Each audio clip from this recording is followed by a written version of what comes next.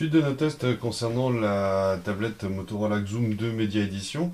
Alors on va vous faire un rapide tour des caractéristiques techniques. Alors pour commencer, on a un écran avec une dalle IPS, donc qui vous permet une meilleure visibilité en extérieur. Donc c'est un écran de 8,2 pouces. Donc un écran, donc c'est un format un peu curieux. Donc je sais pas si vous avez remarqué, mais là vous avez une sorte de rabattement sur les quatre côtés. Donc c'est assez original, je vous avouerai, on a été un peu surpris par la dimension, et puis 8,2 pouces c'est assez inhabituel. Donc après on a à l'intérieur de la bécane donc un processeur dual core à 1,2 GHz, cadencé avec en plus 1 Go de RAM dans la tablette. C'est une tablette qui est proposée avec un disque dur SSD de 16 Go. Après pour tout ce qui est connectique, ce genre de choses, donc là, vous voyez, il n'y a rien du tout. Là, si on retourne ici, vous avez ici un slot prévu pour le branchement du micro USB. Donc ça, c'est plutôt une bonne surprise puisqu'on peut recharger sa tablette avec du micro USB, qui est, pour vous rappeler, devenu une norme européenne depuis 2012 maintenant. Là, vous avez une sortie micro HDMI là. Donc c'est aussi une bonne surprise. Par contre, vraiment très mauvaise surprise, c'est que là, on vous propose justement un petit cache et on se dit bon bah c'est génial, on va retrouver un micro SD ou une connectique 3G+. Et ben non, il n'y a rien du tout. Sur le modèle qu'on a, vu que c'est pas un 3G, le fabricant préfère laisser ce truc-là, cette petite ouverture de série, mais ne propose rien, même pas un micro SD.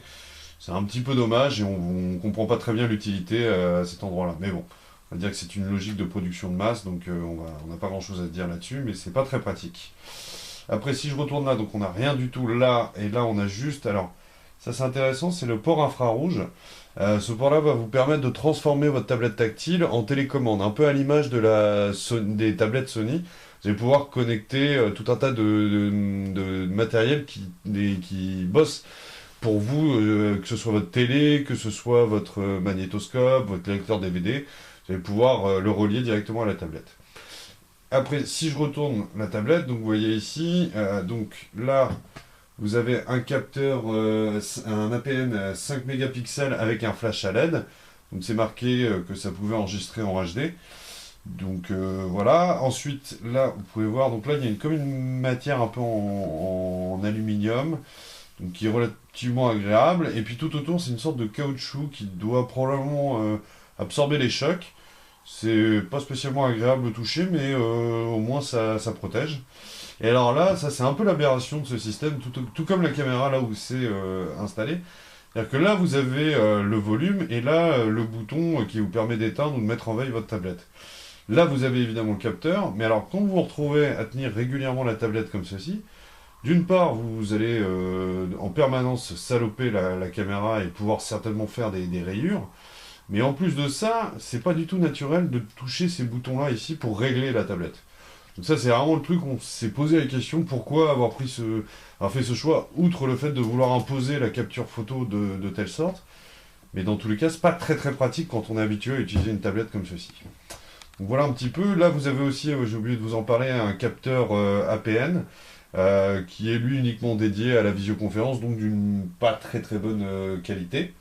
Un truc qui est pas mal, c'est la luminosité qui est de 4 CD par mètre carré, donc de 400 pardon, CD par mètre carré.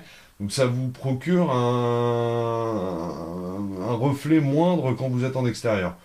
Donc c'est relativement intéressant. Et puis alors autre chose qui est un petit peu plus désagréable, on va dire, sur cette tablette, c'est que on a une autonomie qui est uniquement de 6 heures. Car c'est une tablette qui est couplée avec une batterie de 3900 mAh. C'est un peu décevant pour des tablettes de ce genre, sachant qu'on tourne généralement aux alentours de 8 à 10 heures. On est un petit peu surpris de voir une autonomie aussi faiblarde.